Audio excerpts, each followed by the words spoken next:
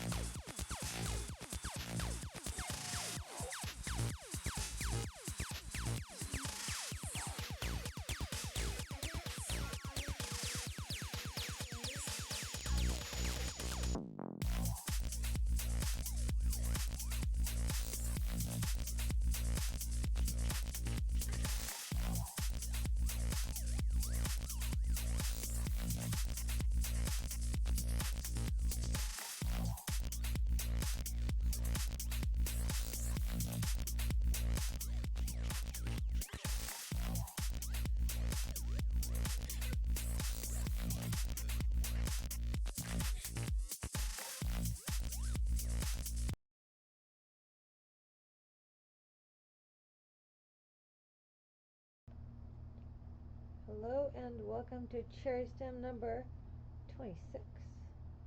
Before we get into the meat of the podcast, avert your gaze to the screen and check out our Patreon, which is something that helps keep this podcast going. So take a look at patreon.com/AnnaCherry. I especially recommend the Challenger tier that allows you access to some lewds and hangouts, as well as a very special after show hangout after CherrySTEM once a month where we get to talk about the show and a super special secret link of the day that an article or what have you, special treat for patrons that we'll discuss in the after show. So definitely check out patreon.com/ncherry. Help keep this show going, coming at you every month, and maybe more than that if we get some goals. So it's a good time. So okay, hi, welcome everyone. You have like a very chill feel to you today. So Well, I I'm gonna wonder why that start is. right out with big claims. Ooh, Oh, Kitty. Kitty's coming in here. Stream He's Cat's decided. here. Yeah, So yeah, he is here. Okay, so good. At least he's listed on the page there. yeah, Um, welcome to CherrySTEM 26, Opioids, Salvia, Divinorum, and the U.S. pill crisis. Oh. Oh, so I'm gonna start right out with saying that there is a very simple cure known with absolutely mountains of evidence behind it, and it's just not being used. The reasons for it, I'm not gonna, a lot of times people try to kind of put together things as a conspiracy theory, and I don't see it that way. Even though there's lots of things that look purposeful that aren't purposeful, they're just emergent processes, kind of like what I like to point out. Well, let me first say. So I'm saying there is a cure to the opioid crisis. It's well known, tons of science. There's I'll just be zero linking. freaking doubt about it. I'll be linking the science, not necessarily in the YouTube after show, but I'll try. Most of it, though, will be concentrated in the Patreon post, and this is actually free for everyone. The cherry stem are, with the grace and thanks of the patrons, but they are available publicly.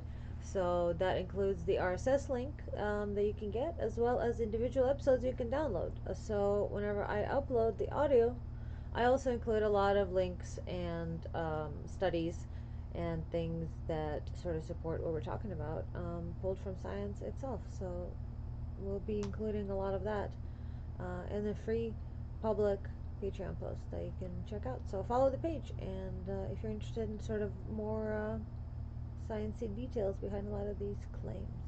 So one of the things I want to point out is a lot of times, okay, so right off the bat, people are like, okay, by the end of this, you're gonna be, and if especially if you go and you look this stuff up yourself and start really, really tracking this down and looking at it closely because you're interested in some way or another, you're gonna be like, oh my God, why is this not being done? The only answer must be that it's a conspiracy, and of course, I mean, if you're a little bit conspiracy minded at all.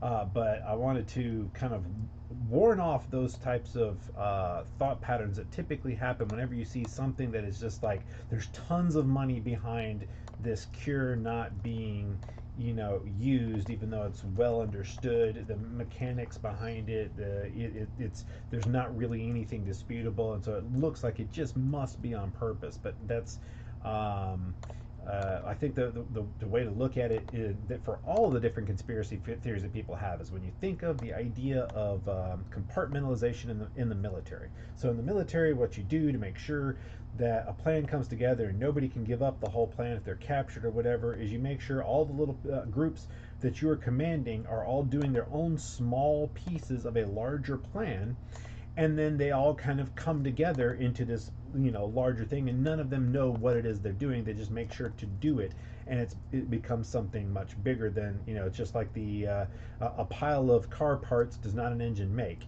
It's once they're put together in the right form that becomes something larger. It's something greater than the sum of its parts, and the same thing can happen in an opposite way, and that is if there are these different groups that don't have a larger intention. What can happen is, just like in an evolutionary process, that which is helpful to one group, if it synergizes with another group, then they're going to start working together in a sort of way, and so these things end up building together towards a greater thing that works for the benefit of each of those smaller groups, and they end up creating this thing that looks like a larger plan in retrospect. Just like whenever we look at a spider's web, it can look like it knows about, what it's trying to do is it's trying to capture insects, and there's no fucking way a spider knows that that's what it's doing when it spins a web.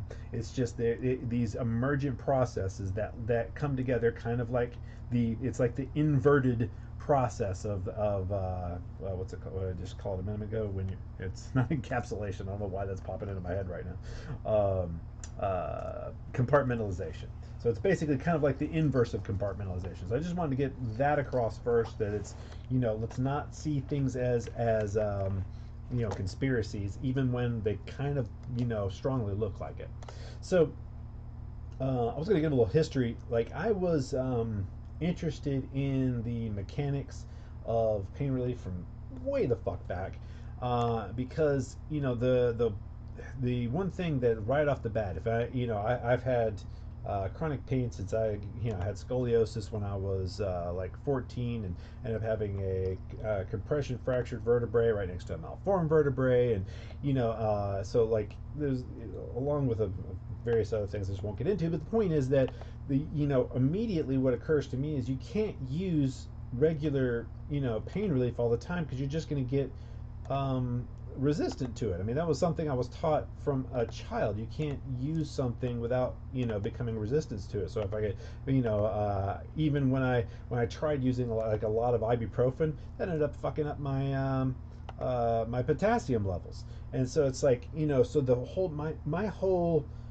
thought process since I was a kid was to learn how to do the thing that'll cure, that'll take care of the underlying cause. And and it started way back with how you work with allergies, for instance. Right off the bat, you think with allergies what you want to do is, well, don't have the allergen and the allergy goes away. And well, that's kind of a bad way to look at it. And one of the ways that we fix allergies is, instead of just removing the allergen, which will a lot of times people become more and more sensitive to to these things when they're not when they're removed. So in other words, the straightforward answer ends up fucking things up a lot of times. And so what we do with allergy shots is we actually introduce very small amounts of the allergen so that your body can become used to it. So usually what you end up finding is that if you want to fix something, you don't go for the immediate fix. You go for the almost usually the opposite. It's like you typically want to, especially with the body, if you've got another great example that kind of led me along this path to Kappa opioids and all of this is that people might not remember, but back in the 80s and 90s, there was these commercials that were kind of a joke, where people were like vacuuming up Tums and Rolaids out of their car, because it just, there were people who were just taking just ass tons of Tums and Rolaids all the damn time. Well, that ended up getting kind of fixed, I suppose, by some of the more recent drugs. But the point is, what was going on there is that people who were having too much acid in their system, would take something that was alkaline. It was basically, they were just adding alkalinity to their body. Well, the point is, your body was trying to accomplish something in the first place when it was producing the acid. Now, it may not have been great that it was doing it, the timing may have been off or whatever, and it may have been, going too much in one direction. But it turns out that when you add alkaline, usually you overshoot, so your body becomes more alkaline. And a lot of times the reason why you were producing acid in the first place is because your body was too alkaline, and it was attempting to fix that to some extent. And so your body was trying to become more acid to get to that homeostasis point. And then what you did is add enough to not only counteract it, but make the problem worse. And so people became addicted to alkaline antacids. And so people were just taking crap tons of those things. And we just go through this process over and over and over and over with every medicine. We were constantly doing fix the symptom, don't make a cure. And because that is the most profitable way to do things, because a lot of times actual cures are usually very unpleasant. Whenever you look at It's called the I don't know, medicine. just look anywhere, and anything that really attacks the underlying causal mechanisms, and it's almost always unpleasant. So real medicine tends to be something that isn't pleasant. It isn't. You don't get rid of the symptoms. You do something about the symptoms that are further upstream. And medicine itself, because people want their sweeties, what sells? You shove a shit ton of sugar into things, and that sells. And the healthy foods, they don't fucking sell. And so when you have medicine based upon market forces, what's going to happen is that the market force of people just wanting their sweeties are going to it's going to overarch any kind of long-term effects, because people can't pick out long-term effects. They can pick out short-term effects. They can see, oh, I feel better for this one moment. I can't tell that I'm getting worse now, but I do feel better for this moment. I will go and get that more of that, because that is what is good.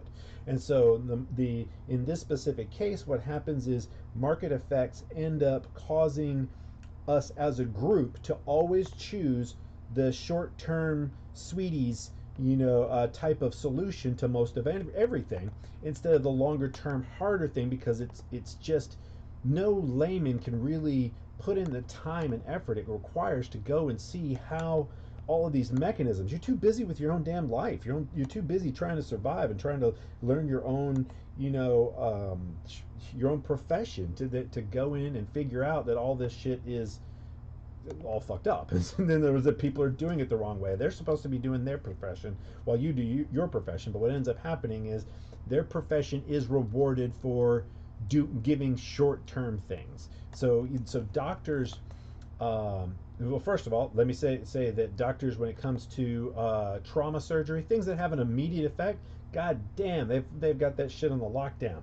But then when you try to look at things, whenever you get into diseases that have long-term effects, doctors, a lot of times, if you start seriously look into the research behind how many different diseases we have that are entirely caused by doctors, it's because it's not just caused by doctors, it's caused by market effects. It's caused by the patients only wanting and only responding well to those things which are immediacy. And so therefore nobody's going for the long term, and the longer term effects and the harder thing, because that's just not human nature to do so. So we're talking about kappa opioids. We're talking about the opioid crisis. Before we, in other words, people may be confused about all this kappa and that. Oh yeah, let's go ahead and talk about that. Opioids actually, it's at least 3, I believe, receptors that are called under the umbrella of opioids, and they have slightly different effects, I would say, from each other. There's mu opioid, delta opioid, right, and kappa opioid. Mu, delta, and kappa, right? Yeah, mu, delta, and kappa. And there are 3 types of opioid receptors. I think there may be another one too that I'm forgetting, but those are the really major ones that have been studied for a while. Yeah. So the mu opioids is what is actually affected by narcotics, aka pain pills, also heroin. So whenever somebody uses the term methadone. Opioids, usually they're talking about mu opioid receptor agonist, and that just means that it specifically attaches to this particular receptor and causes pain relief in that particular way. So whenever you're hearing opioid, it means one particular type of opioid, which is a subset. Whereas in neuropharmacology, neuropharmacology, you really have to divide them, because the effects of a mu opioid and a kappa opioid are neuropsychopharmacology. I'm sorry. Yes, neuropsychopharmacology. They are literally opposites in a variety of ways. Yep. They're directly opposing to each other. But there's overlaps in the fact that there is pain relief under certain circumstances. Mm-hmm. But it's so complex. I don't want to get into just that. In general, we can classify opioids that we'll be talking about anyway as kappa opioid and mu opioid, or it might be easier to remember them and think of them as endorphin and dynorphin. So whenever you get pain relief, aka endorphins, which is opioid release and activation, and then you get dynorphin, which sounds like it's the opposite, and it is. At least the short-term effects. You get dynorphin release as well. And if you were here for the last episode, the 25th, I believe it was, unless my number's all wrong, that was ABCs of Approach, Bravery and Confidence episode. I believe at the end I mentioned heat tolerance training as one of the things to do to help with your confidence and mood and just mental health in general. And we mentioned dynorphin then, and we'll talk more at length today. So one of the things it. that I discovered way back, and I'll have to dig up the some of the genetic studies, etc. But it seems as though one of the major differences in the pharmacology aspect of the human brain versus the chimpanzee brain, or our more immediate relative, the bonobo, is the our gene coding for kappa opioids. So there is something I just kind of wanted to point out that is very fundamental about this. And so, as I was going along this path of trying to discover, an appropriate way to deal with pain, which is usually through pain, the thing I discovered is that the one thing that people have known for the longest time is the worst drug. I mean, I guess there's worse ones now, but the worst drug from way back when was any kind of opioid. Yet that lies at kind of at the heart of our pain relief system. So it is one of the most important things and one of the most dangerous things, because people who have gotten anybody who's addicted to heroin, for instance, they're living in a constant hell that basically that they have created once they've gotten there. I mean, they may not have created it themselves at all. It's just circumstances, with the doctors may have done it to them, which lots of doctors have done it to them now. But either way, the point is that they are locked in this sort of mental hellscape that is impossible to really describe, because of so much of their neurochemistry has been thrown, into turmoil. And so this is not something a lot of people really understand very well, because the only altered state that they've ever had is alcohol, for instance. And so they can understand one type of altered state, and they don't understand other altered states of neurochemistry very well. That's not something Especially they can really wrap their head around. opioid like pain. Right. Um, and there's all these different cascades of effects that happen with different the activation of one receptor will lead to another chemical being released, which activates another receptor, which leads to another chemical and so these cycles in the brain of various chemicals. And usually what happens is one gets turned on, it goes down the line in kind of a loop to turn off the one that initially got turned on. The kitty's like checking something out here and He distracting got us. very alarmed. He is very alarmed.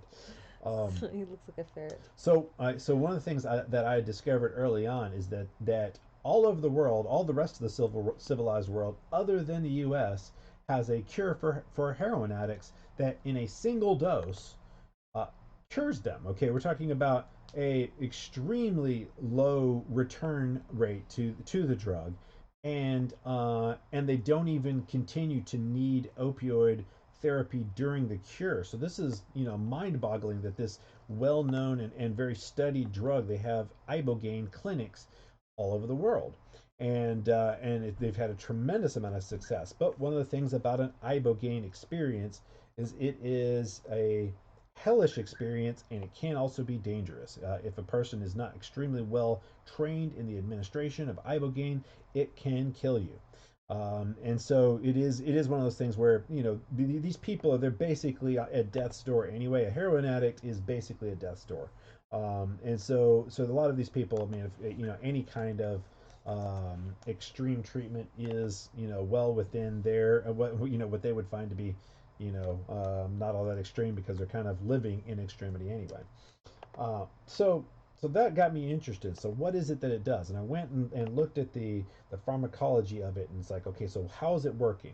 Well, it's made up of three basic components, and that is a mu opioid, which we've already talked about. So in other words, okay, so partially that's why they're not having these huge symptoms when they're just going right off the heroin instantly with this dose of this chemical. Okay, because it's hitting that receptor to some extent. I got that.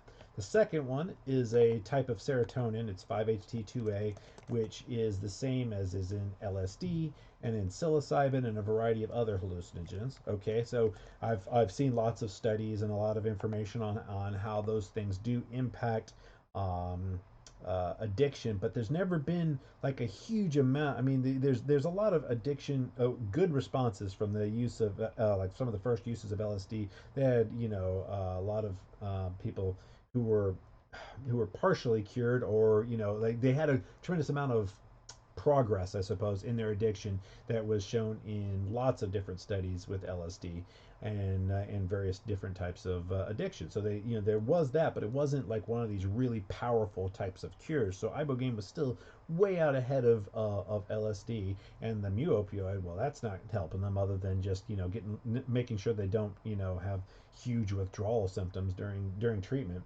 And then the third component was the kappa opioid agonist.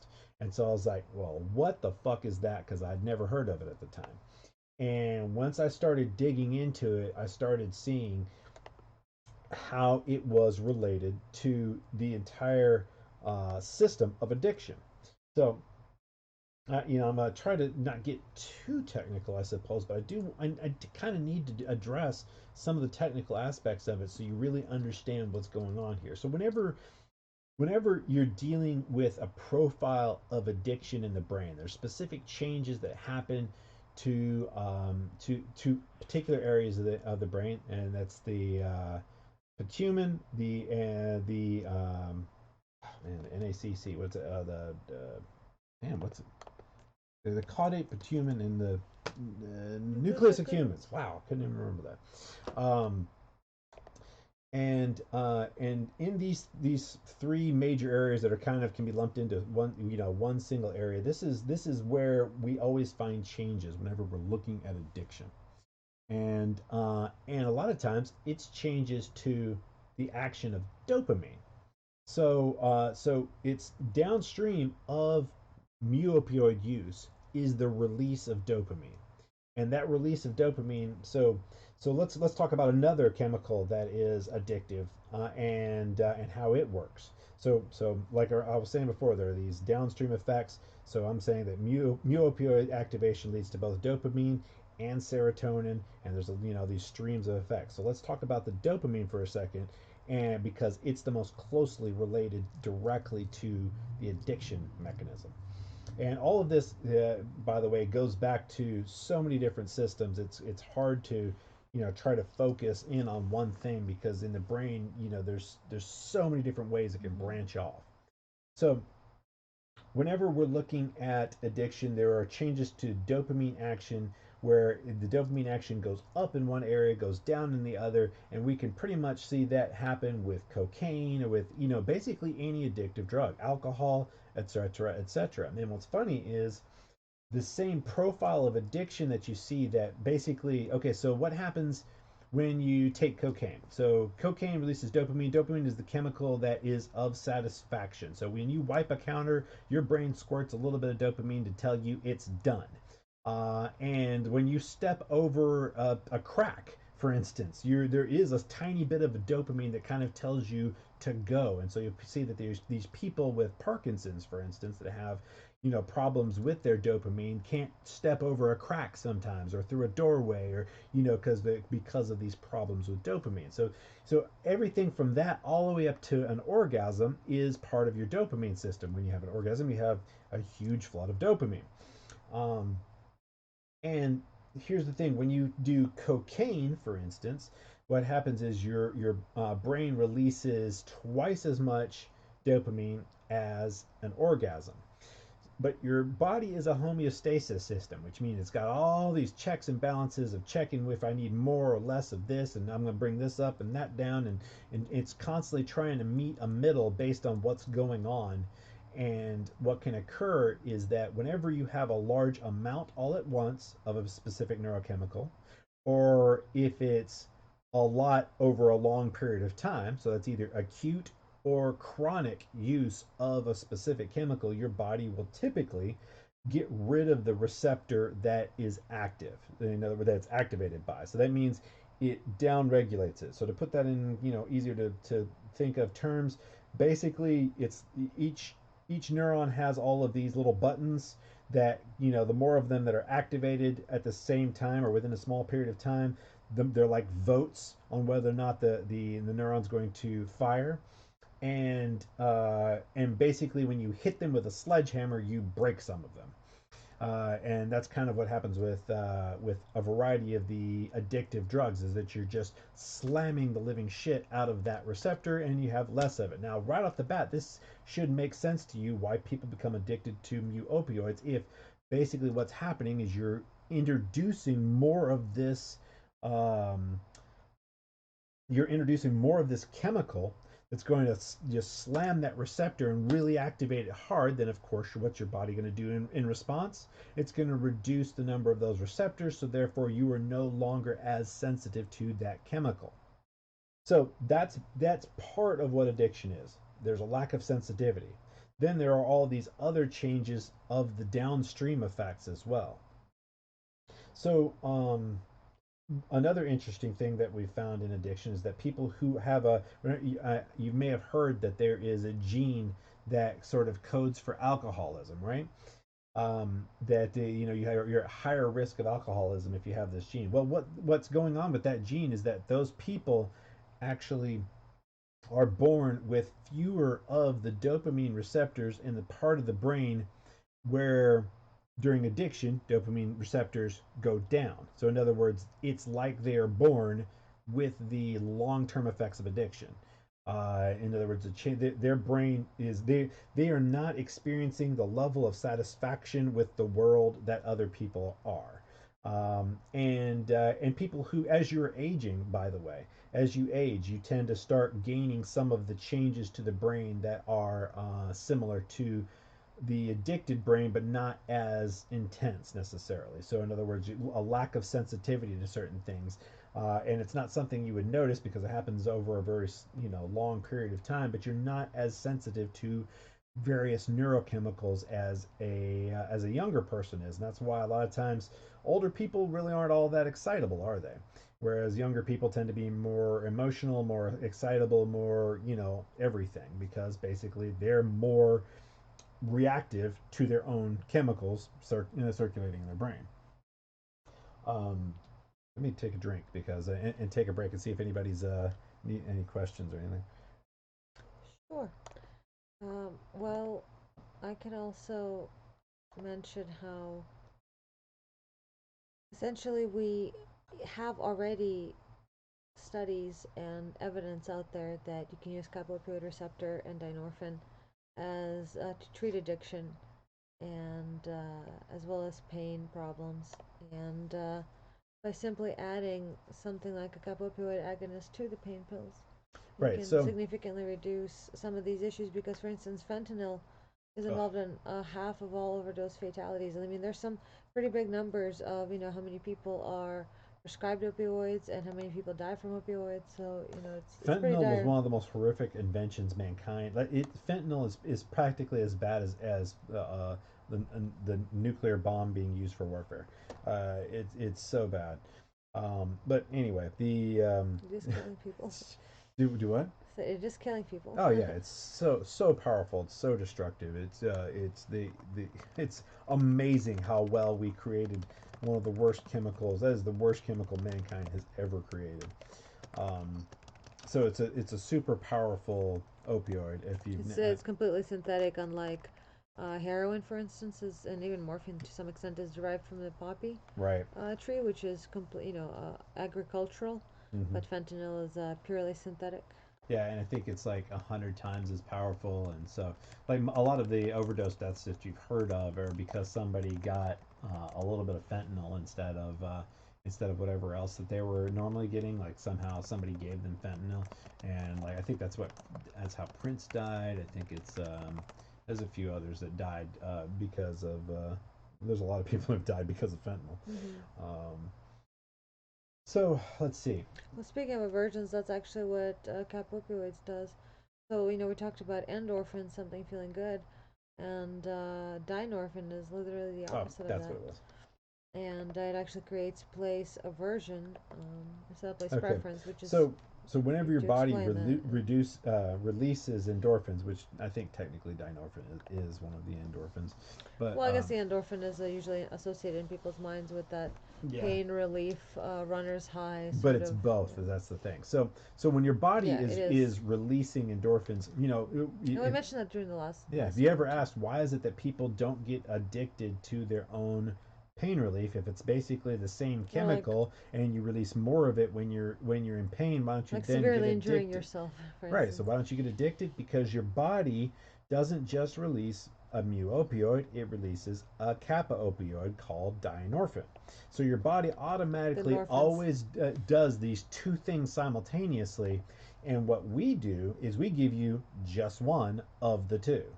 And so what happens is whenever you are um, okay, let's talk about condition, place, preference. Hmm. So whenever you do a Which is drug, a term in yeah, it's a neuropsychopharmacology. Yeah. right. Whenever you're looking at how you train various animals and why it is why is it a person becomes addicted to the people that Or bars, especially. yeah, or their bar or whatever. Well, the people also become addicted to the people who They take are drugs with. that they take drugs with. And so why is that? Because there's something called condition place preference. And so like if you give an animal cocaine in a certain place in a maze and or in just in any group of possible places it could hang out, it will hang out more time in the area where it got drugs. Always it will prefer that area. However, if you give that same animal dynorphin or a dynorphin substitute, it will avoid that area. So it's conditioned place aversion is what happens with dynorphin, this kappa opioid. So your body releases the pain relieving part of which is a mu opioid, and it also releases dynorphin. And what dynorphin does is it's another type of pain relief as well as it does all of this fixing after the fact. So now let me talk about what the specific aspect of dynorphin is. So when you have wow, that's too complex. Hold on. So there will definitely be. I'm loving how much more research on kappa opioids there is out there, such as using receptor agonists to help with pain management, and the kappa opioid receptor Right. on Wiki even talks about could have therapeutic effects in addiction. So I'm Which, by really the way, you can if you go glad to that's the out the there. kappa opioid receptor page on Wikipedia, the first time it ever said anything about addiction, that was my edit. I've just given away what my name is on Wikipedia, but Uh-oh. that was my edit. I'm the one who added that on there, and it's exploded since that. And then it's been about 10 years. Yes, I'll Um, definitely be adding a lot of these in the Patreon public post yeah. that'll feature this audio as well for download. So let's see, where was I? I guess I was just talking about the simultaneous release of dynorphin and Yeah, the reason we don't get addicted to our. addicted to our extreme Oh pain, yeah, so self-inflicted or otherwise, is because there's along with the it's actually opioid part of a release learning mechanism. of pain relief, you also get a dynorphin release that tells you, hey, avoid this, so place aversion versus Right, place exactly. So you preference. end up um, Not sure if you mentioned place aversion. I know you started talking about yes, place this. So preference. so here's the thing: mu opioids lead to place preference, and it's actually part of the social. In other words, you know how important social things are to human beings. Well, it turns out that part of yes, exactly. Part of how the amygdala is part of it's both the fear and social learning center. It's both of these things, and men and women actually use the amygdala slightly differently because it changes during sexual dimorphism. But part of what's different in people who have autistic spectrum is the way in which mu opioids impact their social reaction. So, normally, what's supposed to happen is your body is supposed to, whenever you feel acceptance and things like that, there's kind of a relief of pain. In other words, you actually have mu opioids being released whenever you have social interaction. And then there's two different types, I would say, of autistic spectrum, where they either are extremely high opioid or extremely low opioid. And that is what occurs is that in certain cases, social interaction is of no additional benefit to them because it washes out over the total amount of opioids that their body is releasing at all times. And in the other case, not enough opioid is released for the danger and things of that nature that go along with social interaction to be rewarding enough for them to be able to socialize normally as well. So there's basically two aspects. Either it's just unrewarding, you get nothing, or you just don't get enough, and the pain of having to deal with people is too much. So going back to the let's see, the mu opioid. Oh, shit. No, I went too much into the social stuff. Where'd you go, babe? Oh, she left me. Usually she helps me when my brain starts to fart because I'm trying to go off in too many different directions. Sorry about that. You left me. I'm sorry. But something you just mentioned gave me an idea, and now I forgot. I was adjusting the air conditioning so our computer doesn't start dropping frames and being stupid. Oh, good idea. But what did you just say? Because it gave me a perfect something, a bridge right into something I wanted to talk about. But I was talking about the social aspect of mu opioids we're both point in workers. autistic spectrum. Oh yes, that's what I was going to mention. That yes, thank you. That opioid, at least in our semi-expert opinion, I do have a degree in neuro psychology and all that, and we do some extensive research. But it did seem like the opioid system may be implicated in autism, or at least have two different expressions of autism type behavior, and categorical differences in relations to people based on opioid, high opioid or low opioid autism types. And so just the fact that opioids are also tied in with the gut, and there's an issue between the gut and autism, and in general how they all somewhat relate. That's neat. Right, and I would postulate that it has to do with the fact that the amygdala, which is the fear and social learning center Mm-hmm. of the brain, Yeah. What about it? that it would make sense that that would be the mechanism, given that it has to do with social learning, and that's something that autism has a hard time with. So anyway, so the thing with the kappa opioids is that there is a conditioned place aversion that occurs when your body releases dynorphin, and that ends up making it so that you basically have a learning experience with any kind of natural release of your own pain reliever, and that's why you don't become addicted, because it is a naturally anti-addictive chemical. Furthermore, downstream, what occurs under acute agonism of kappa opioids is that there are these changes that happen to the brain. So your body releases prolactin, which helps the brain. Basically, it increases plasticity, which it has to do with being able to learn, etc.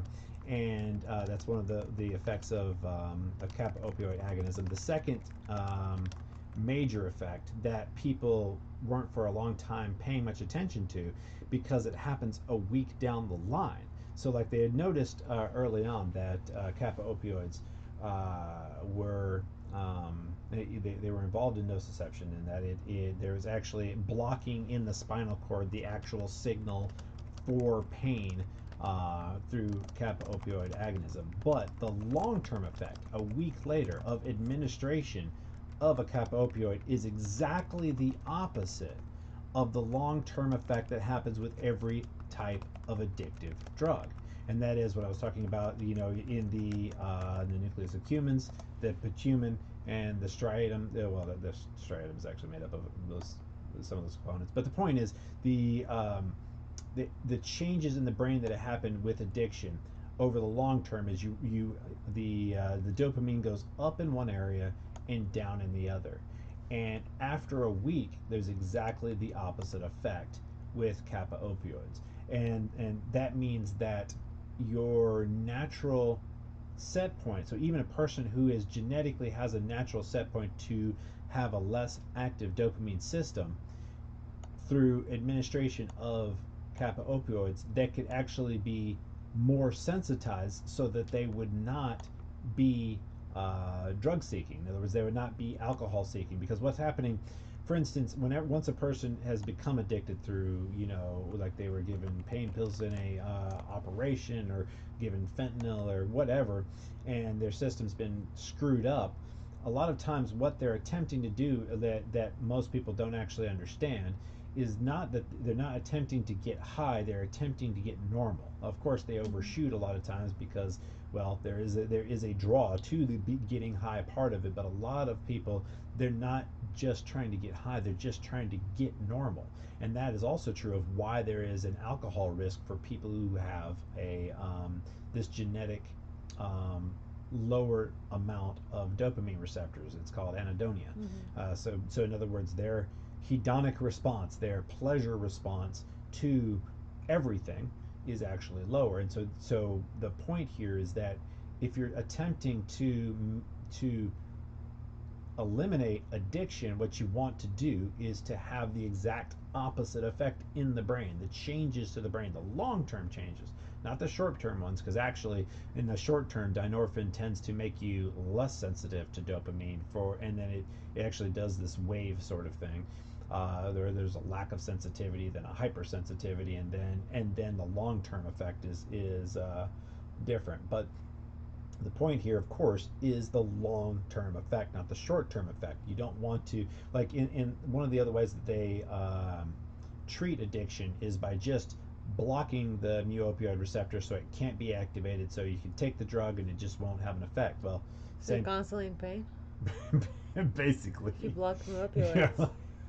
That's not exactly the very best option, but at the same time, there are these other effects in the brain that I'm just not going to get into. The point here is just that there is a very well, I guess it's not that simple, but a fairly simple mechanism by which you can see exactly how it is that kappa opioids, if added to every pain pill everywhere at all times, since our body already does it that way, Right. if they were to make sure to administer kappa opioids with every mu opioid, people would automatically have that same that condition place aversion. In other words, there is literally an aversive memory where you will avoid it. And one of the things that you'll find is that anybody who's used Salvia Divinorum, typically, which is a potent kappa opioid agonist. Right.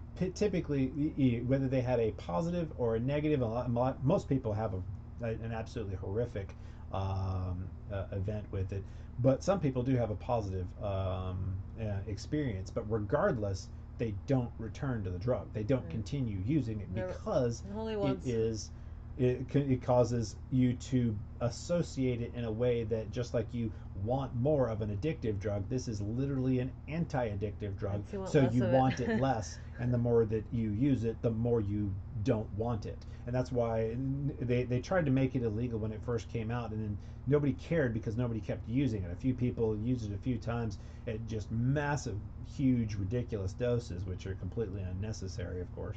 But and had their minor wig outs here and there, and of course there was all the same sorts of stories of people axe murdering that were put out, that are put out absolutely every time any drug like marijuana. I don't know if anybody's watched that's never actually happened. It never actually happened, but there was always the rumor mills. It starts with anything and everything. But that's why it's still not illegal in most states, because nobody wants it.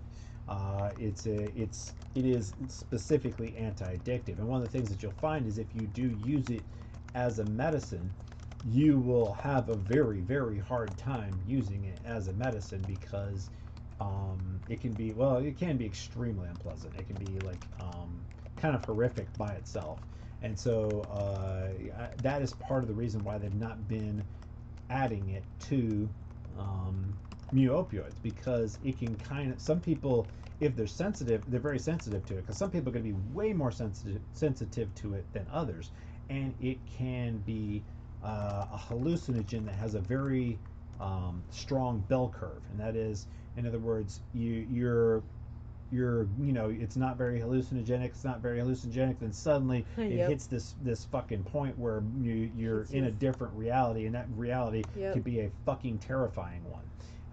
And so that's part of the reason why they're not using it, though it could be used in a clinical environment. It doesn't, so long as there was a small enough amount of it in most pain pills, you would not have a horrifying event unless you overuse the pain pills. I mean, so it's like that they could tune it properly. It's just a matter of they're not using it for therapy because nobody wants the hard medicine.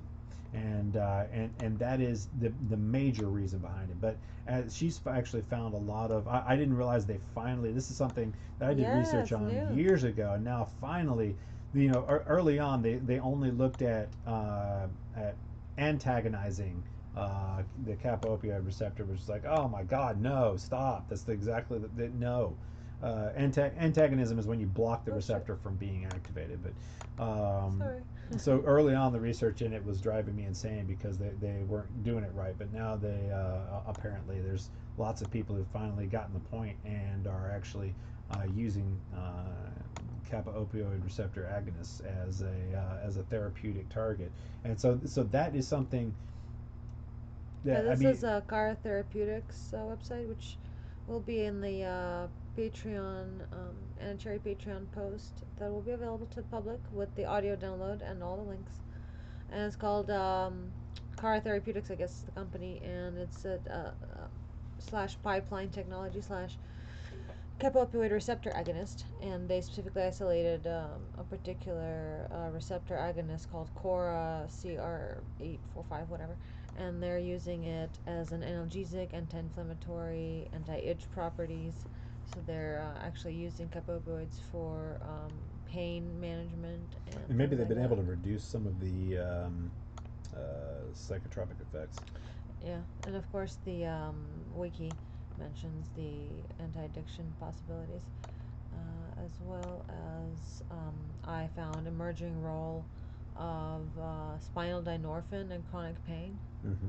So using that as pain treatment, but more importantly, the Neuropsychopharmacology magazine, Nature had well, it's nature.com/articles, and it's the dynorphin kappa opioid receptor system, a new target for treatment of addiction and And affective affective disorders. disorders. Yeah.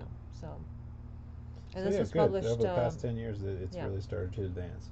But the science was available 10 years ago. I mean, Well, that just was actually written in heaps 2009, and and heaps of didn't seem to science. have Okay. changed anything Yeah. Okay. immediately. But now we were seeing these other places, and this is just a cursory search, so I could, Oh, go in good. deeper Yeah. and try to find. So, but there's been mountains of evidence for a very long time, and there's just I don't know. There's just a lack of the way that things play out when it comes to the development of drugs has a lot to do with what people want instead of what people need. And then the professionals are supposed to be trying to make sure to give people what they need instead of what they want, but because they are, um, they're basically a slave to the market forces. They end up having to give people what they want instead of what they need. Yeah. And we currently don't actually, this is sort of unrelated, but I am just going to take a minute to address chat questions. Uh, we can't currently accept super chats, and we can't accept donations because we're a baby channel. Me, Australian Labs, and a Cherry is very new, so we need time for them to approve us. So in the meantime, we're going to be addressing not just I'm going to be addressing everyone's questions, not just like super chats, essentially, because we can't take super chats. Oh no. So I definitely wanted to comment on the kratom thing, and if which I don't think it even Oh has. God. Kratom, yeah, Exactly. I don't Kratom's. think it even has anything to do with these receptors in particular. Oh no, it does. It It's does? a Okay, mu I just opioid wanted to, agonist. I forgot about that. So It's I just basically wanted you like taking to pain pills, unfortunately, to and rant it's about got. it. There was some other things. It's been a little while since I looked into But you it. did look into it. Yeah, but it's like. Oh wait, that's right. Not that Oh long shit. ago. Oh, It wasn't it's. that long ago. It was about Oh, it 6 shouldn't. months. It's one of those ones that where you think that like everybody's been using it, and it's like it's the one of those things that should not be legal, because it definitely makes shit worse. It's okay. So like I don't know if you've known about, I guess, is it purple drink or whatever. There is the people who The what is it? the dextromethorphan. Right, The cough syrup or something? Yeah, the cough syrup and stuff like that. Well, part of what the cough syrup, why large doses of cough syrup and stuff like that are really bad for you, is because they are basically like a low dose of PCP. So, and PCP is what they use in animal models of schizophrenia. In other words, that's how they make an animal be schizophrenic enough to study schizophrenia. Is through basically PCP. That's what an animal model of addiction means, is they induce the same effects that the disease has. Right, exactly. So here's the thing: kratom is a combination of that low dose, thing that is like, that's like dextromethorphan, and which is basically like a low dose of PCP. That's the kind of effect that it's having. Combined with also being a mu opioid, so just like pain pills. So it's like the worst of both worlds, and unfortunately, I've got a relative who started using it thinking it wouldn't be that big of a deal because it seems like it's an herb. Head Oh, I know. shops where they don't sell weed. Exactly, they don't sell weed and they're selling this, and they put it in bottles that look like it's fucking, it's like vitamins. GNC They vitamins put it in now. fucking vitamin bottles. saw That shit is toxic. And it's like I saw it, and I'm like, oh my god, this is terrible. Because you just basically take it's That's a recent thing, right? But still. Now, one of the things is other types of pain pills actually work somewhat like the whole PCP thing too, which is what's the other one? What's it called? Damn it! It's that one that they gave me that one fucking time, and I used it for like half a week, and it was fucking drugs? horrible. They said it was just They said, oh, this is it's like over the counter, and they gave me some fucking tramadol. That's what it was. I wish I remembered the name of it. But there is a whole movement about doctors unintentionally, essentially poisoning people by giving them opioids too much, too big of a prescription, drugs like benzodiazepines and others or tramadol that cause horrible health problems. Horrible And effects. so addiction isn't even the right term. I don't think anymore for the opioid issue, because it's doctor prescribed. So it's not like you're just going on the street and getting hooked. It's something that you're being given by a trusted doctor, and you're supposed to take, and then it completely fucks you over. Yeah, exactly. Here's the thing, like people try to wean off of it. Like 15 years ago, I had actually used opioid pain pills, and they just given small amounts, and and stopped using it. Didn't had no effect at all. But then they gave me this fucking tramadol. Which, damn it, what's it called? It's a glutamate. Fuck.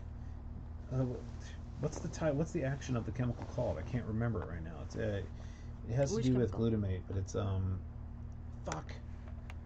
I can't remember the glutamate receptor type that it's Anyway, the effect of it, they're all of them share the same effect. It's a type of antagonist. Let's look up tramadol and see what it says. It's a NMDA antagonist. That's what it is.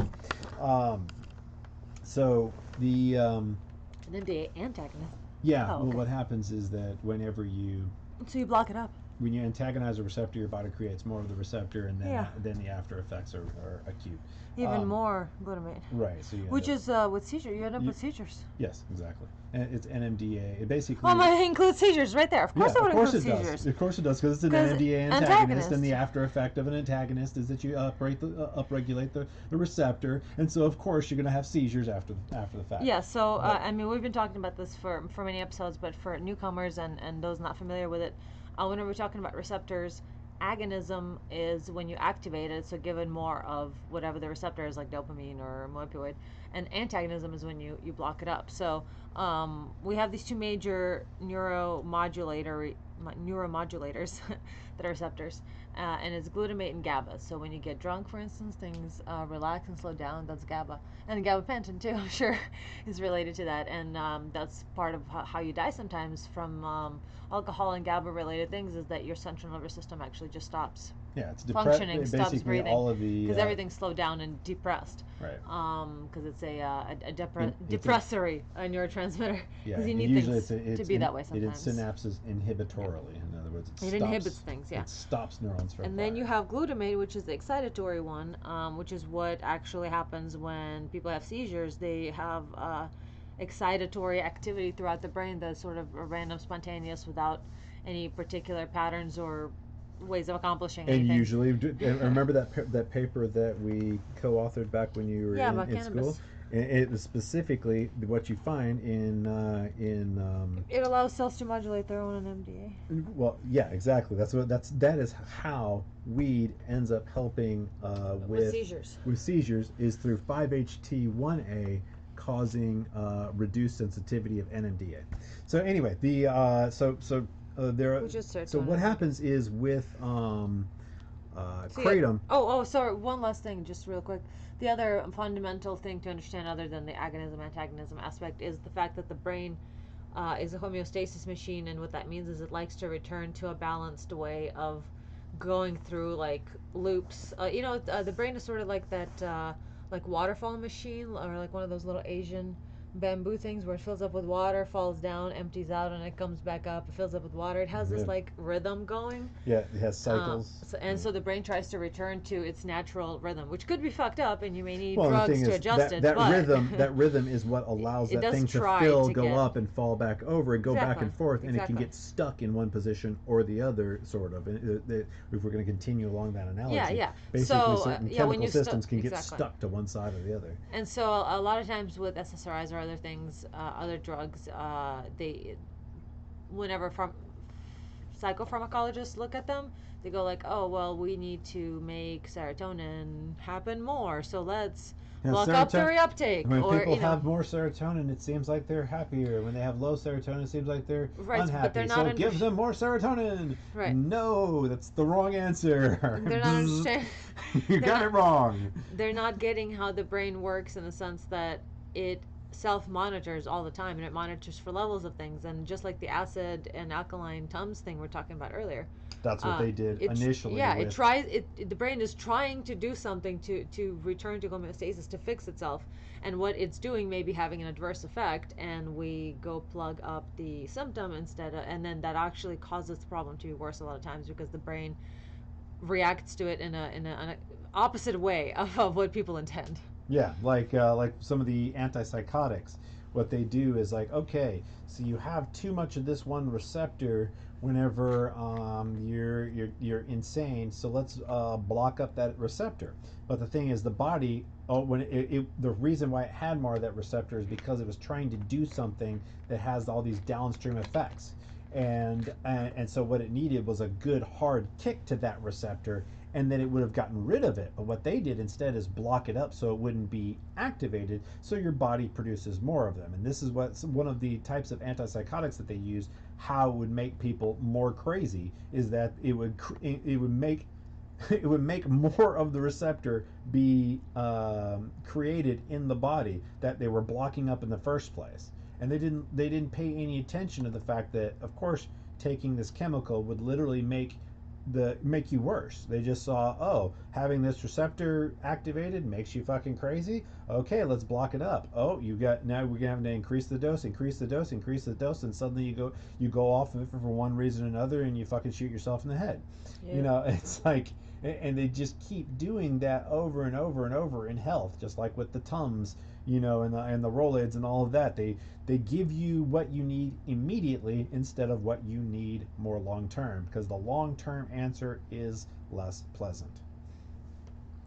Yep, and definitely a point to be said about the fact that these drugs, that the opioid epidemic, etc., is a quote-unquote privileged problem, in the sense that you have to be able to see a physician and be prescribed and essentially have insurance, or in one way or another, afford these doctor visits and pain pills, so it is a bit of a localized, if I can use that word, issue.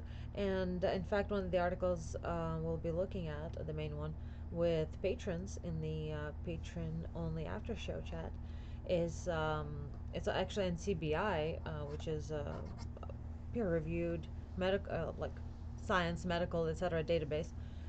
And it's an article on there that is public health, American Journal of Public Health, I believe, from 2016 December, and asking if the prescription opioid epidemic is a white problem.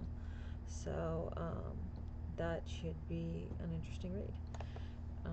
But that is something to be said about that. That prescription pills seem like Yeah. they're more like they're going to be less addictive, or in some way less scary, or like over the counter purple drink, the Sikoff syrup and things like that. Things Yeah, that it's the, don't like, for carry the instance, drug like label. a good instance of this where it's like more education is what's necessary. One of the Always. best instances of where good drug, bad drug is Amanita muscaria, which is the type of mushroom Not that the people a lot of Figart, times, the red yeah, one with the dots. right, they won't, they'll talk about a hallucinogenic mushroom as if one hallucinogenic mushroom is exactly the same as the other, but the chemical in Amanita is the same chemical that you in animal studies you use to cause lesions in the brain, Right. whereas the one in psilocybin is one that they're using therapeutically all the time, and it's having fantastic benefits for, well, addiction was one of the things, but also in helping people in dealing with fears when they're like the fear of death during cancer, which the more fearful a person is, the worse their cancer prognosis is, the more likely they are to succumb to their cancer, and things like that. So There's actual research so here it is. supporting it. Some person who would think of a hallucinogenic mushroom could think of them to being exactly the same thing, yet they are opposite ends of the spectrum in the way in which they work and how they impact the body. And so that's why it's so dangerous with these various things that keep coming out, like with kratom. God, I just like I said, we've gone to the head shop and seen it there in those bottles that look like they look like they're fucking vitamins, and I've got it, I've got a relative who started using it thinking that it was going to be all right, and ended up really fucking with him a whole lot, and so it's just like, damn it, seeing that kind of shit happen. There needs to be making things illegal. Here's the thing: whenever you just make things broadly illegal, people go searching for something else. That's how you end up with things like kratom causing huge problems. I guarantee you, it's it's partially contributed to the opioid epidemic without anybody really tracking it down and realizing the popularity of kratom. Can be tracked to a recent rise in opioid abuse, and so there's when you eliminate the accessibility, what happens is they just switch to something else, and a lot of times it's worse.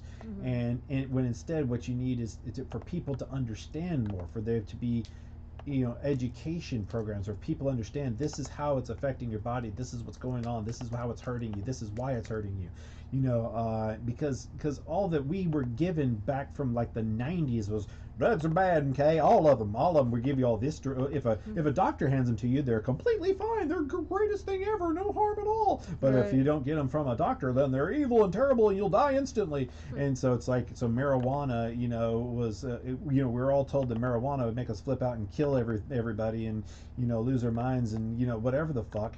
And then when you find out that's a complete fucking lie, then you go, well, these assholes are just fucking lying to me, so I got to find out myself, right? And if they instead had a more nuanced approach and actually taught people, okay, this is why this drug is bad, and this is why this drug can be used carefully, and this, if there was some just some fucking education instead of just blanket everything's bad here and everything's good there, and that kind of idiotic attitude about it taught to us, we wouldn't have this problem. I don't think. I think there's lots of people, if they understood where what was happening to their body to start out, then maybe there had been more of an outcry for something that would work, something like, for instance, dinorphin, something that will actually lead to a cure, because that's what people really actually want, even though they may not want the dieting part of it. In other words, everybody wants to be skinny, but they don't want to diet and exercise. But you know what? We still try to force ourselves to do those things because we know we want that longer term thing, even though we a lot of times choose the shorter term sweeties. We'll still keep shooting for that longer term cure. Yeah. And if everybody knew there is this longer term cure, and yeah, it might suck and it might be hard and stuff like that, but at least you can end this misery, because you read about these stories and you hear about all these stories of these good, honest, normal people who just, their lives are absolutely shit on by doctors giving them too much of a specific drug, or just circumstances just fucking them up. And you hear just so many stories, and just had they known that they're what they were getting into, instead of being just leaving it up to the professionals, it would, I don't think things would we wouldn't be where we are now. There'd at least be some difference. Well, it's sort of like talking about if people knew the repercussions of. Um, it's sort of like forcing the teachers in the mid south and the south regions, etc., to teach anything other than abstinence. It's like, if you knew what the consequences were, then you'd be preaching something more. You'd be helping kids like understand about diseases and pregnancy and all these other things. Yeah. And you'd think that knowing how much education helps those things, that they would switch to something other than abstinence only. It's But just what people think. one of It's those like, you things. follow the rules or you don't follow the rules. That's all there is to it. It's like, no, people typically have to be able to make their own mind up. It's called, freedom. You Well, don't just you teach a person why they should or should not do something, and they're far more likely to actually follow a path that is good for them, if that's why you're teaching them. But you just tell them do or do not, and why? Because I told you so. They're gonna fucking tell you to fuck off when they're an adult and have any level of freedom. And so then, if your only option is to limit their fucking freedom, then you're just raising you're ignorance. yeah, basically you're creating the situation that leads to an authoritarian state, instead of teaching people how to benefit themselves and others, Alert. and therefore granting them the freedom that knowledge and education does. You're instead saying, well, no, we're going to make this decision for you, and it's just no. That's Yeah. a fucking stupid way to do things. For sure. Definitely no liberty there.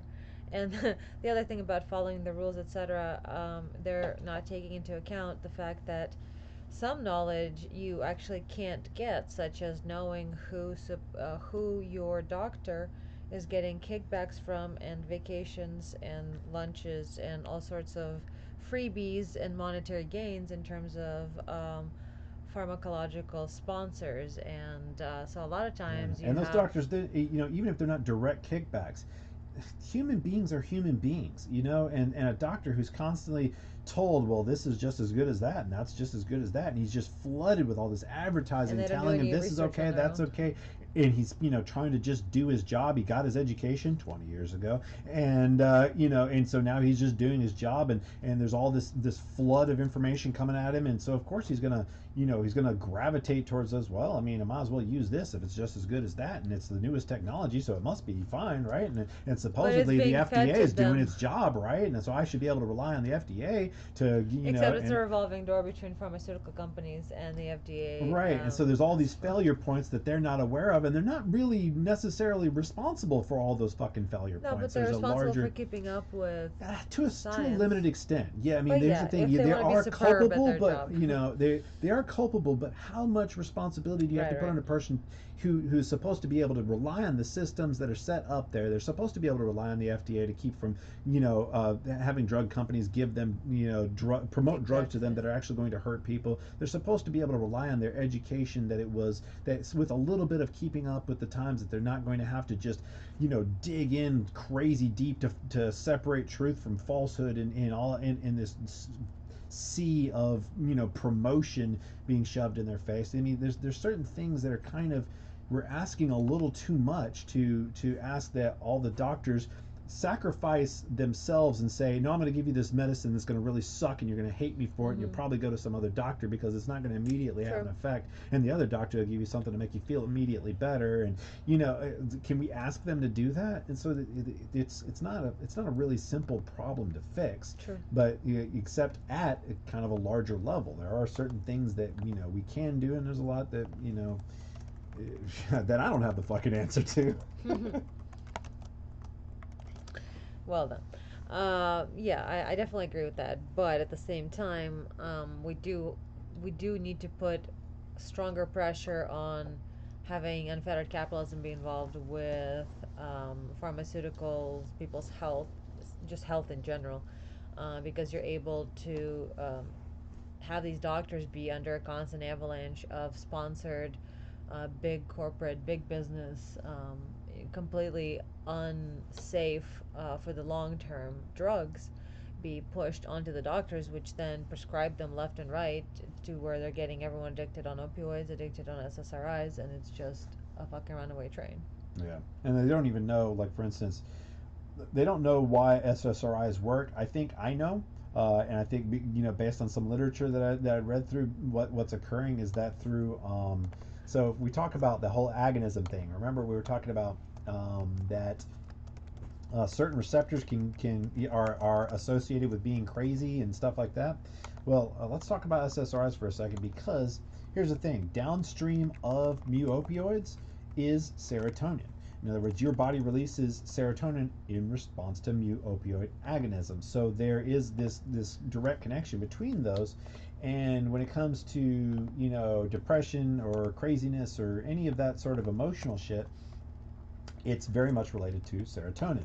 Well, it turns out that there's one particular serotonin receptor that is associated with ADHD, it's associated with schizophrenia, it's associated with just about any modern mental illness. It's in one way or another associated with it, in that when they look at brain slices of people who have these illnesses, there's a common thing that they find, and that is too many of the 5-HT2A receptor. There's more of them than in other brains.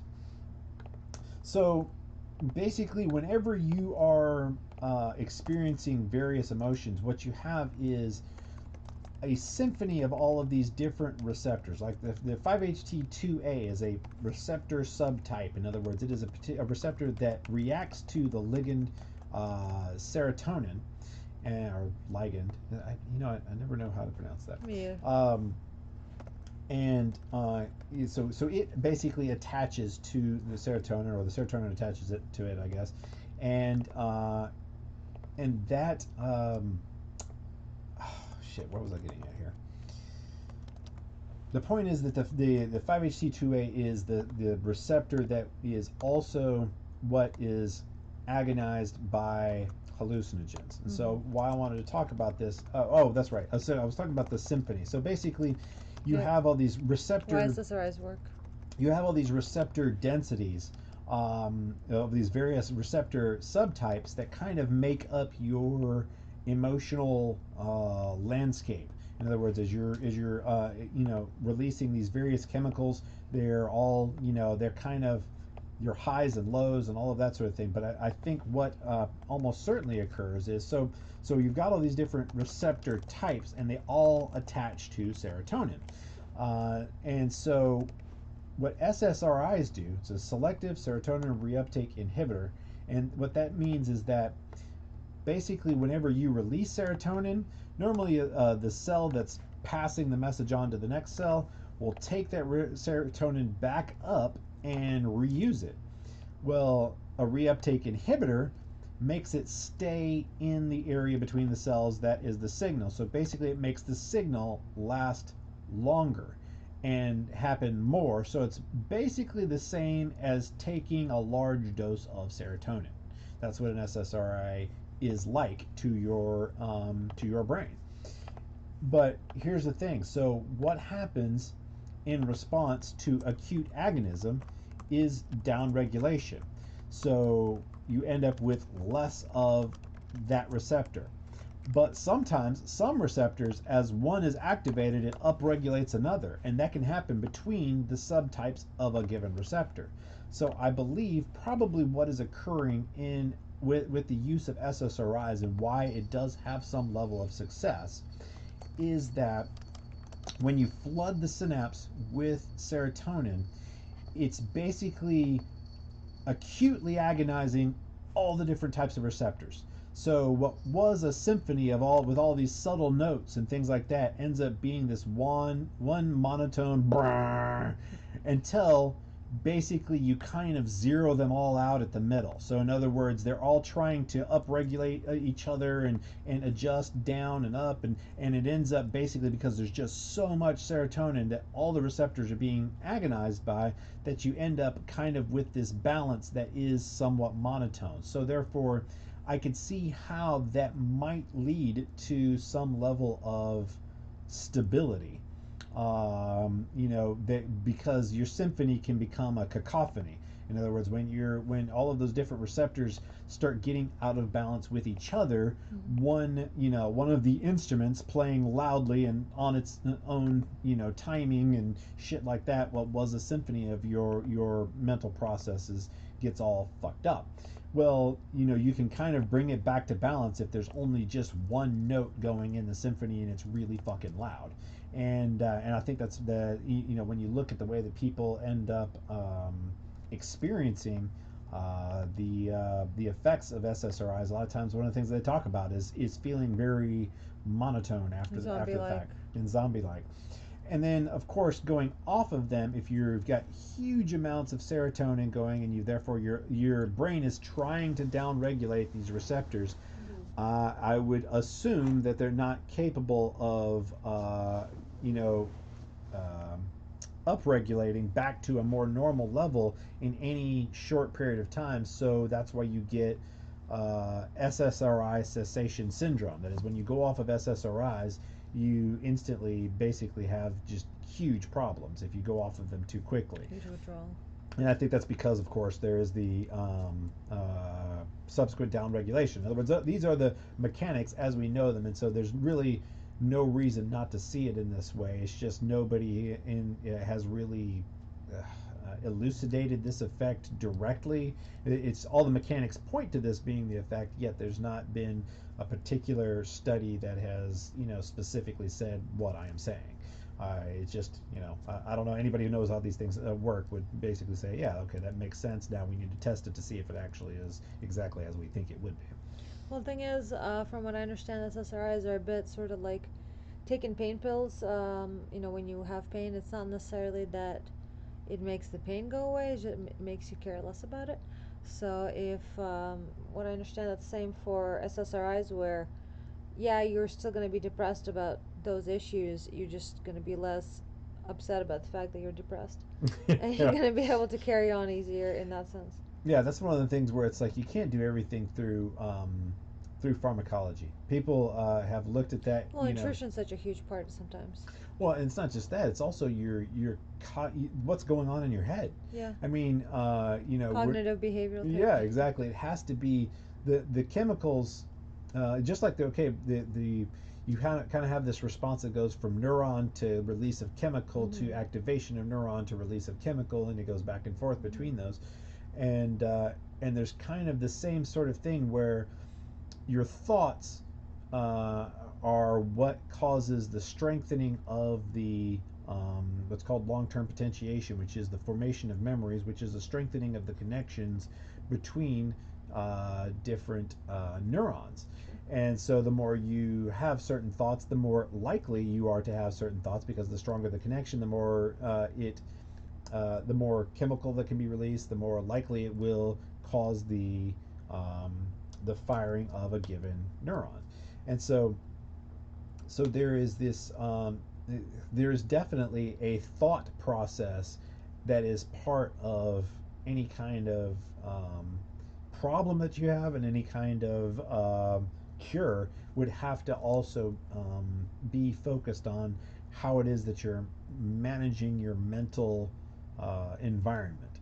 And so if you're like, a powerful mind, like a monk could probably go be tortured every day, and he might be able to still, find happiness in the moment, and even being tortured every day. But for the rest of us human beings, uh, outside things are gonna have an impact, and your thoughts and stuff like you can't just always fucking zen it, and sometimes you got to manage your environment, and then also manage your mind, what it is you're thinking about, and how that you're thinking about things, for any kind of pharmacological intervention to be even useful. And the studies of combination therapies have borne that out. There is, just talk therapy and psychological therapy is not as effective, or psychological therapy or just pharmacological therapy. Both of those things, neither of them are as effective as the two of them combined. And so when they combine the two, there is kind of a synergy that happens that makes it much more valuable. And of course, that makes sense. That's true. Um, but yeah, your mindset about the possibilities is being open to them and such is actually strangely correlatory to health and things like that, um, which is interesting. That having a positive outlook actually does help you heal, etc., better. So there is a very interesting mind-body connection in a lot of ways. Yeah, and I think the one thing that a lot of the I think there were levels of oppression and things like that happened when people started to, um, uh, whenever you're in an environment where there's lots of war and just shit's hitting the fan all around you at all times. I think certain types of philosophy have found ways to, um, you know, get your mind in a place where you can still survive and Mm-hmm. be happy regardless of what the fuck's going on around you. And so there's some of those things in Buddhism, and one of the things that you'll find is the practice of appreciation and finding the things that you love about life, and really really just diving into those things mentally, and trying to get in a habit of appreciating the good things in your life, instead of allowing the negative things that you dislike in your life to be what you think about. Because whatever it is that you think about is what you will think about. It's a feedback loop. That's how the brain works. It's how we form memories. It's how we make things more likely. Is that when we think about something in particular, that memory gets strengthened, and strengthening of memories is directly related to the likelihood that we will think that thing again. Um, I mean, there are some mechanisms that dampen that, of course, to a certain extent. Otherwise, we'd be stuck in, the feedback loops that never end. But the point is, there is definitely a feedback loop part to it. And so, if you can get in a habit of appreciation, basically what you're doing is kind of you're inducing happiness by looking at things and being thankful for what you do have and what you do like about life.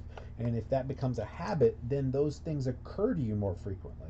And so there have been peoples who have learned how to, have this cherry blossoms sort of attitude about things, is that I will enjoy life for what it has to offer now, instead of always looking for what will make me happy next. And, happiness doesn't come from the outside. It literally is something that your brain is doing. Your brain is producing the chemicals whenever you are happy.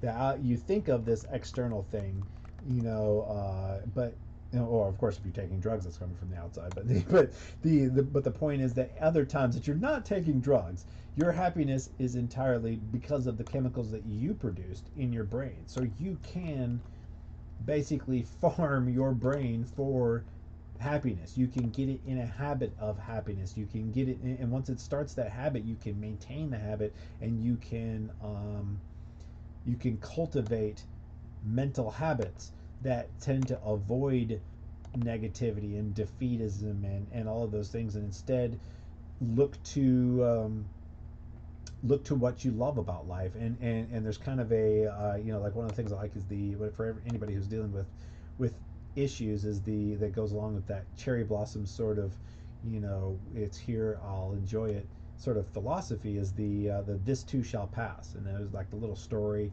I don't know if you guys have heard it, but there's this story that a guy he wanted somebody to some wise man to help his kingdom in some way. He wanted something to put on the gates of the city that would remind people in hard times that there was a future to strive, that there was a future worth living for, and also in times where everything was great, to understand and have humility and have an appreciation, and that's where the phrase "this too shall pass" came up, is that it is kind of a, have humility, understand that everything is temporary, whether it be suffering or whether it be the things going great, and just kind of having an acceptance for change and expectation of change simultaneously is part of a philosophy that people have been able to make it through horrific war, and people, everyone they love, dying around them, and starvation, and still being able to pull through, and that being the norm of their life, and still being able to pull through and find happiness, and continue forward. And so that's why some of these philosophies have lasted thousands of years, is because they confer a benefit that is a survival benefit, and I think that's one of the things that is Sorry. useful for everyone, is finding those things, and personally I find that appreciation tends to be at the core of all of those useful philosophies for finding happiness, is really focusing on being thankful for the good things of your life, and just spending time just mulling them over and looking at them, and every little tiny thing that is even slightly good, just really bringing it up in your mind and thinking about it, and just rolling it around, I guess. Mm, very true. And although, as I was saying, neuropsychopharmacology. There's a reason why I went into neuropsychology. As good as cognitive behavior stuff is, sometimes it is also important to add to that other things like nutrition, and there are some things that psychologists believe, or is a canon in psychology, that we definitely don't agree with for a variety of reasons. Aside from being steeped in radical feminism, which is something that you have to unfortunately watch out for, as there's been articles about toxic masculinity in Psychology Today and other places, and I don't want to see that sort of stuff unsupported Yeah. by science in my Unfortunately, you don't psychology. want to throw But the baby out with the bathwater, but there's definitely some fucking bathwater there. I mean, it's some of the stuff in psychology is basically crazy people teaching you how to be crazy like them. And so that is an unfortunate. and women teaching you how to be women. Yeah, that too. Sorry. Yeah, Said it. it's true. It's true. So there's a little bit of that, but you basically kind of have to look and try to see if you can see a mechanism behind their, in other words, don't just go on faith and take any professional's word for it. Authority. Any of the authorities, you got to go and look at it yourself, see if there's a mechanism behind it. Does it fucking track?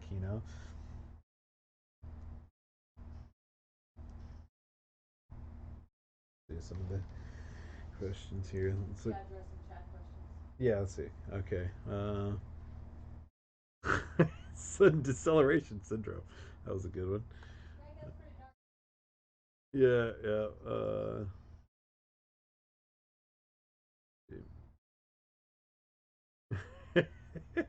Somebody said marriage is the same. It's not the marriage that kills you physically. uh,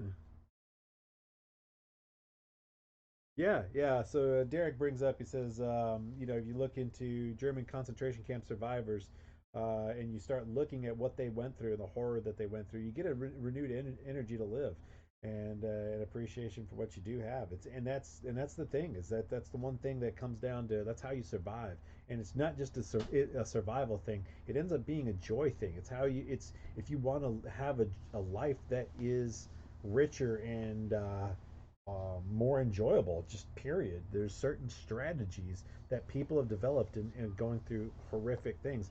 One of the other things that the Buddhists do is looking at the suffering of others as a way to make sure that you appreciate what you have. And so, like for instance, we're looking at the concentration camp survivors. Reading those stories, you can start to see it's like, holy shit, I'm not having to live through that on a daily basis, and I could.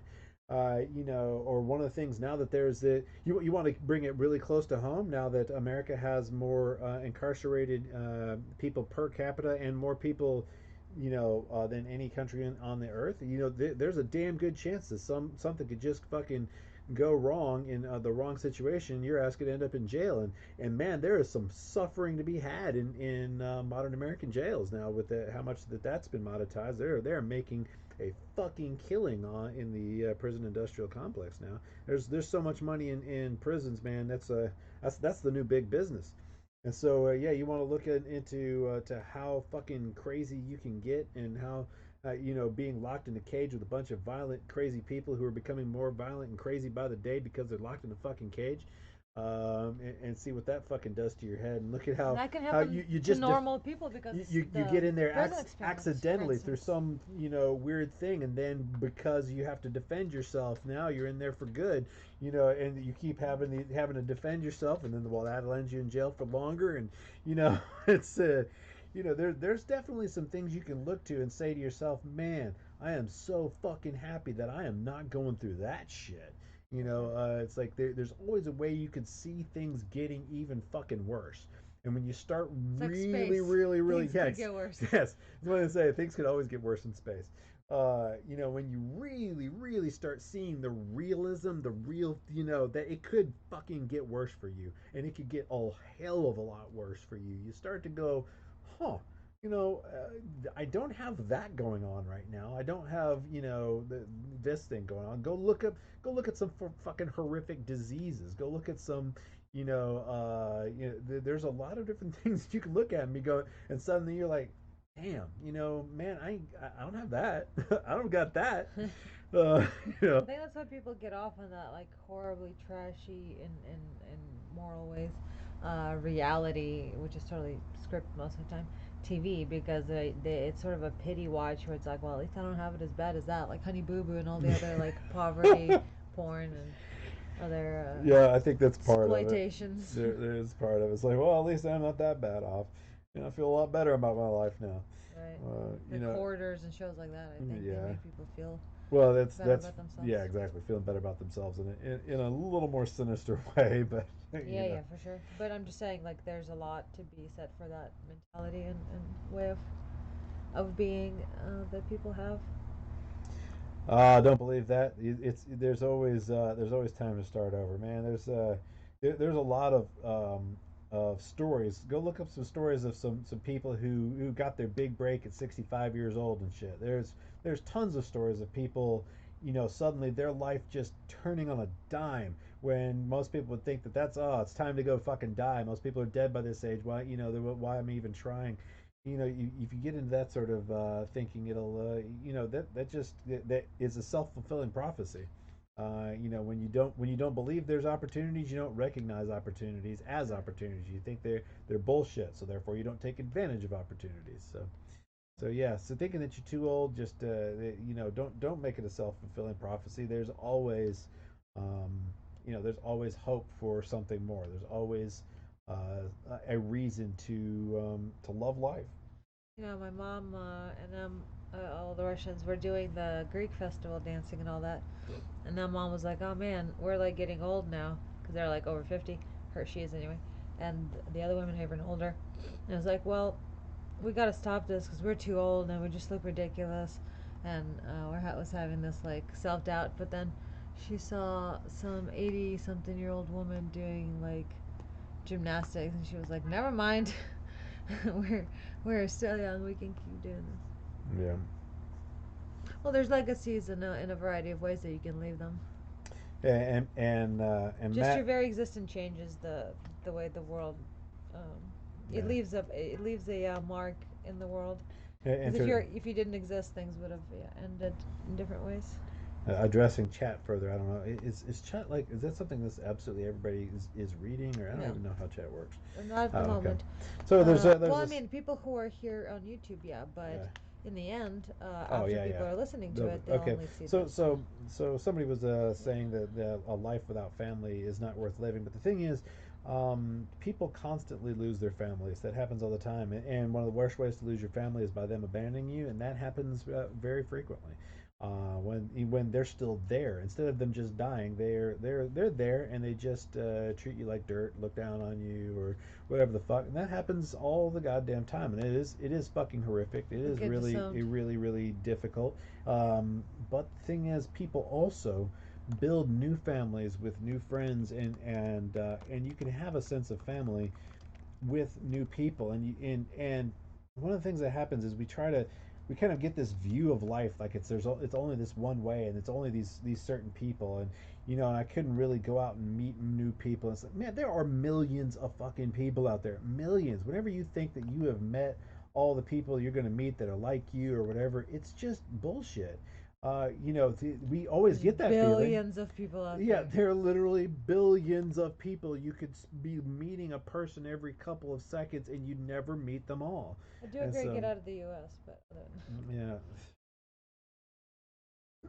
Well, I understand that. I may not be as young as you think I am, but yeah, I understand there are difficulties in when this you're older, particular and in this society. specific society, yeah, Also, not even it's just getting, that. I feel like a lot of times you end up staring into the kaleidoscope of the or the magnifying glass of the internet onto like five gnats of five feminists, and yeah, a whole you feel lot like of, that's the rest of the world. And just exactly. because there's 10 loud groups in every country doesn't mean that every human being out there is like that. Yeah, news, media, things like that, you really got to start They're meeting people in dissatisfaction person. engines. Yeah, exactly. They focus on the Go to more worst meetups. because that's what people, it's kind of like Sweeties, is that we are drawn to know where the danger is. We want I to know am the about danger. TV.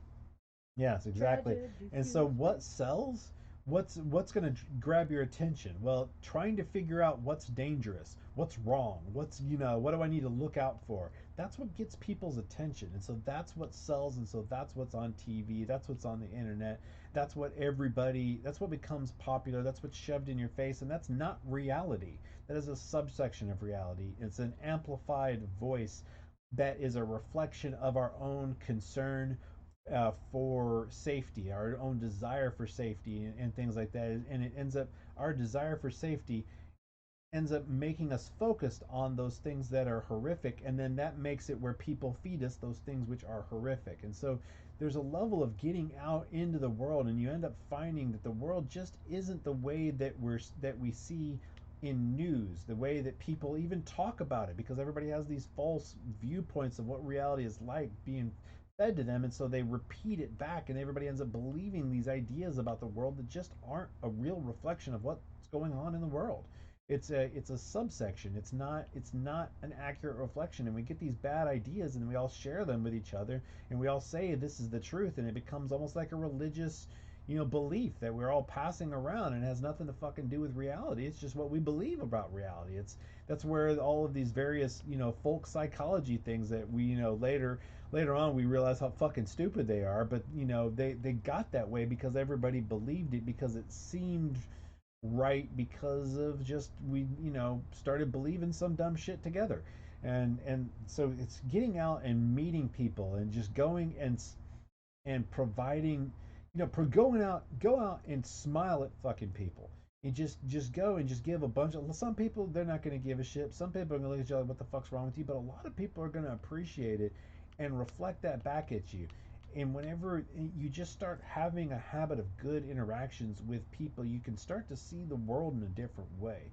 And just turning off all the fucking media, just absolutely every last bit of it, Especially because politics. you are what you eat mentally. And if you spend all your time in politics is all about the Divisive as very fuck. worst of humanity. It's all about tearing each other down. It's all about looking and saying what's wrong with you and what's wrong with this, and it's really a A focus negative way of on living. every fucking horrible thing about humanity, and just tearing each other to shreds. And if politics is on your mind at all times. I mean, yeah, we got to fucking look at politics every once in a while. We got to make sure to get it right, sure. But you can become obsessed with that shit, and if you eat a diet of that, it's gonna fucking destroy you. It's like a goddamn poison. Also, Yeah, you are what you eat mentally. So whatever it is that you're consuming, as your mental, diet, the things that you are seeing, the attitudes that are expressed around you repeatedly, that's going to be who you are. It's going to be how you think. It's going to be the way that you see the world. And if you can instead put yourself, I mean, that's part of the reason why people love to read novels, because for a little while they can disconnect from what a lot of people, oh man, you just want to stop being connected with reality. No, you just want to get away from some of what people think reality is and what all these people are saying. It's a bunch of shitty fucking voices, all saying conflicting bullshit things. And sometimes you just got to be able to disconnect from all of that, and kind of reconnect with people personally. And one of the things that you'll find is people will treat you good in person, and you'll have good interactions.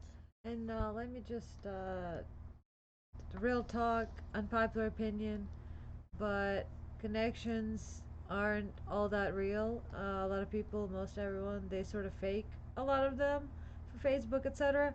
The only time to have connection is to do psychedelics or Molly with people, and or have conversations with radical honesty and radical self acceptance and radical tolerance towards each other and yourself. And a lot of times, what you see other people have as friendships or in shows or wherever, TV, YouTube, whatever it is, Instagram, Facebook, whatever it is you're watching, as examples of human connections, or maybe like your parents or some older groups. That's a little different. Feminism ruined some of that, but all the rest of that stuff it seems deeper connection than it actually is. A lot of time people don't actually feel that many genuine connections to really anyone.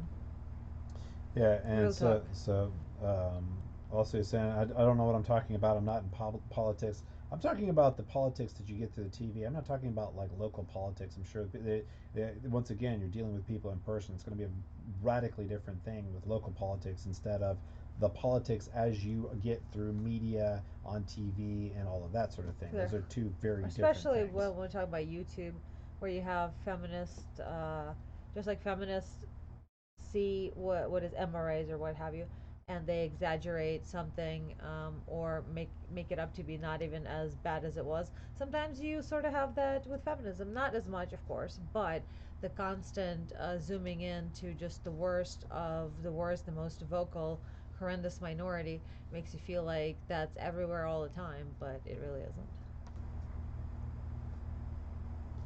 Are you gonna say something? Oh no, I just thought that so we're just kind of doing the chat thing now. And it's like I feel like we rounded out the show pretty well. I just didn't Oh, know for if we sure. needed to have any kind of closer. I guess we'll just make sure to put a lot of the studies and stuff in the low bar. I'll send you like some of my older references and stuff, and then you can add some of the newer stuff. Yeah, for sure. And yeah, if you there's politics in general, though, if you talk about even local or government in general, it does rely or exploit the worst of human nature sometimes, And let as me House ask you of a Cards question, pointed Matt. out. So Matt, if politics is a game and you're doing well by treating it as a game, what are you doing in a game typically? Is it not competition? So is it not focused on competition? And if you're focused on competition at all times, are you really getting a feeling of Are you really connecting? yeah? Are you really getting a feeling of safety and connection and that the kind of thing that you get from family? I, I personally wouldn't see it that way. I mean, I'm sure you can get the my team wins, yay, and you can Satisfaction, I get that guess. satisfaction of team spirit, I suppose, whenever your team gets a win and you've played well. But I don't think that's the same thing As a connection. as the kind of connection that people get with family, and that kind of connection you get with friends, and that are not Unconditional focused. love. And it's not kind of that focus on Scorekeeping. competition, because when you're focused on competition, it is kind of focusing on destroying other people and them attempting to destroy you. And if that's your Alliance. focus at all times, then that's kind of a focus on danger at Hey, all times, and so at a sort of a deep level, your whole experience of reality is a struggle with other humans. And so, I mean, well, it's just a suggestion that maybe you ask yourself. I'd say alliance and cooperation is not the same as a feeling of safety and trust. Yeah, no shit. It's like, yeah, yeah. I mean, there's a big difference Stop between an the ally and a kitty. friend. The enemy of my enemy is my My ally. friend. No, it's my ally. It's quite a difference. It's hard to explain, but unless you have had a completely non-judgmental, welcoming environment in which you can form connections, as I mentioned earlier, it has to foster. You have to foster a specific environment, either aided by entheogens or Well, when it comes ecstasy. down to it, what we have from family is an acceptance and a willingness a willingness to become one entity, such that members of the group are willing to sacrifice themselves for the group. That's what family does. That is, and that's one of the things, of course, that's kind of um, as much as right wing politics focus on family. A lot of times they kind of lose the idea that if we can, have more people operating as a family, that would be the ideal that we'd like to reach for. And so, any idea of sacrificing for the group, fuck that. That's you fucking commie son of a bitch. Fuck you. Say no. I'm just talking about, there's a difference between allies who are working towards a team effort and family. And it has to do with a deep level of cooperation that you only really get from family, and that's it's a different level of cooperation than simply alliance. Yeah, it's a general mindset and a feeling that it's hard to describe, but I wager that's why some men go to dominatrixes as well as do the diaper fetish, where Mm-hmm. you force yourself and hear me out. I mean, you force yourself into a position of complete trust and surrender, which is sometimes necessary to actually even be vulnerable in that sort of, which is why they call it safe spaces. Where you and I prefer to liken it to a mosh pit in a certain way, where there's a verbal safe space where you can just all try your best, but step on each other's toes, and that's fine. But then there's also the place where you can have complete and total acceptance and no judgment and vulnerability, and that somehow aids and adds to that feeling of trust Yeah, and safety. And so men, for instance, have a really hard time ever experiencing that in society, and so they would like pay sex workers to experience it in a sort of very intense fashion through dominatrix type stuff or the adult baby yeah. diaper Well, fetish, whatever. there's lots of different ways that there's that you can try to achieve it. But the thing is, it is possible to achieve family without um, without genetic ties. And that's the thing that we don't really. I mean, here's the thing, you know, sometimes you can get that through religion. I mean, I don't know if you're religious, but that's part of the appeal for religions. A lot of times is because they have a unified doctrine. A lot of times, little churches and little things like that, they end up creating kind of a family environment. Now that might not be something that would even really work for you, but and sometimes though even those environments can be very divisive Very and toxic, and yeah. toxic. But some of them do achieve kind of little in group Harmony. unities that are and but the point is that it doesn't you don't have to be genetically related to achieve a level of trust and unity that is like family. And whenever if you have we have somebody in chat here that is dealing with not having family, and the thing is, just don't give up hope that you can't achieve that. I think that is something that is achievable, and and if you give up hope on achieving that, I mean, first off, yeah, I'm not going to say it's easy to live without family. I'm going to say that there are ways to live with difficult situations that you should definitely go after as much as possible too.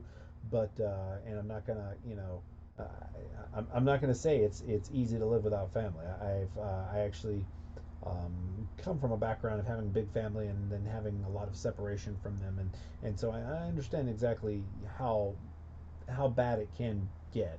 Um, and so there's it's just the point is that there is a way to achieve that same kind of unity that you look for in family, and and I think that if you then maybe there's just some other things that you need to open yourself to. You need to start looking around more. You need to stop believing that there's nothing more that you can do, You, and you need to start be and open to women with crazy feminist hair at your Austin polyamory meetups. I'm telling you, they're not as scary as they seem. yeah, A yeah. lot of them are Sometimes, reasonable people, even though they look like that. It's yeah, true. yeah. It's true. In other words, you're only seeing the vocal shitty minority that doesn't. It's just like, okay, a lot of people Also, on the yeah, liberal Eastern side European would say, chicks. oh, if that anytime you see anybody who has any of the typical conservative traits, run. They're going to be evil Nazi people. And is that true? Fuck no, it's not true. It's yeah, there are some that truthfully I want nothing to fucking do with, but there is a tremendous amount of deeply loving, caring people who are staunch conservatives. And and so even though I might come from a more liberal perspective at times, you just have to be able to see that there's that the vocal extremes of different groups of people. They're a fucking minority, and fuck them. No, You legit, I know, keep having these experiences here in Northern California where I meet a woman that is shaped like Randy Wright and with the colors and everything, and then they end up being the sweetest person ever, over and over. So the the what is it called? The danger markings that the feminists adopt well, you could end up actually going into the aren't wrong groups accurate. too. I mean, so they can be. True. That's one of the things they may. A lot of times they can achieve unity in that they can unify in being a bunch of shitty fucking people. I mean, that's true too. No, And that's so, yeah. I was just talking about that where sometimes you read comments and you're like, what people are so mad and what fucking toxic swill is this? Holy shit! But then you have to stop to think that well, wait a minute. Many people watched this video and they liked it or what have you, and they just moved on, or they didn't like it and they just moved on because they're like, oh okay, I don't like that. I'm gonna watch something else. So you have to have an extremely strong fountain of need in your brain to sit down and type out a comment that's long and hateful and yes, so exactly. so, There's definitely something going on there. so when you have internet activism in terms of somebody just spewing a lot of toxic shit, it's somebody who has a very strong need one way or Need another, to a strong shit pain, everything, all their pain has out a on strong somebody. pain exactly, and that not in any way exemplifies a sane sample of population. No, it's not. It is a group of outliers, and sometimes I mean sometimes the passionate people also it's because they've come from a lot of pain, and let's not let's not shit on passionate people. Not at Sometimes all. they're also some of the most beautiful people as well, but they can also be the most ugly people. On the inside is what I Right, mean, right. of course. Sometimes the outside too. But yeah, essentially that's that. Um, there will be, as I mentioned, a lot of these links in the CherrySTEM Patreon post, which should come out sometime this month. So follow the Patreon page for new public updates, and you shall see it. So now we have two articles. I don't think I'm going to have time to get to the other one, but mostly we're going to look at is prescription opioid epidemic a white problem? And that's an NCBI, American Journal of Public Health article, so it should be interesting to give this a read with our patrons. And if you'd like to check out our Patreon and help keep the show going, definitely do that. It's patreon.com/AnnaCherry. And if you're into physics and want to support awesome things happening in the revolution in that field, you can check out patreon.com/7sagesecrets. But that's something that we're still working on developing. Yeah, I've kind of put that aside now. I'm getting for other. Cosplay making. Yeah. Oh well, hell, I've got to finish the. You're talking about layers Cosplay deep. making. There's cosplay making, and then there's finishing the book, and then Yep. there's So lots of different things. yeah. Got lots of irons in the fire, and we'll be I've still sharing. got to publish multiple papers before I can even finish the book. Yeah. And so yeah, all of that we'll have more information about once we get closer to that. when that is happening. Right now, we're mostly focused on cosplay for Psych Anime, so you can also check out Patreon for that as well. And we are going to end the stream now and go hang out with our patrons that are Challenger mode and higher. So we will see you guys in a minute. Bye.